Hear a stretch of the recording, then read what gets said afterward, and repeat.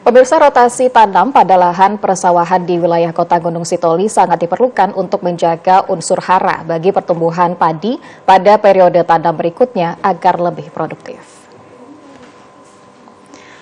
Rotasi tanam dalam pengertian pergantian jenis tanaman padi ke jenis palawija lainnya harus dilakukan untuk menciptakan sumber unsur hara baru yang tersedia dalam tanah garapan persawahan. Hal ini terus dikampanyekan oleh para penyuluh pertanian lapangan kepada para petani di Gunung Sitoli, mengingat potensi terjadinya musim kemarau pada periode tanam Oktober 2023 hingga Februari tahun 2024 mendatang. Jika jenis tanaman padi ditanami pada lahan persawahan secara terus-menerus tanpa mengalami rotasi, dengan jenis tanaman lain dapat menurunkan hasil produksi panen gabah karena berkurangnya unsur hara yang tepat dari dalam tanah.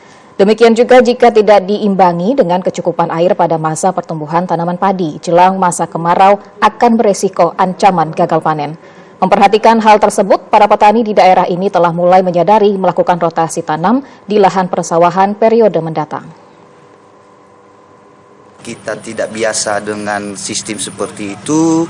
Untuk sementara masih jalannya agak lambatnya, tapi saya sebagai ketua kelompok sudah mulai mencoba ya, dan kebetulan kita punya demploknya di sebelah kanan saya ini, dan mudah-mudahan ke depannya Pak kita bisa petani lain itu bisa tergerak untuk melakukan, karena menurut saya itu memang perlu ya rotasi tanam dari padi, palawija, padi lagi, itu sangat bagus sebenarnya dengan memutus rantai penyakit dan hama.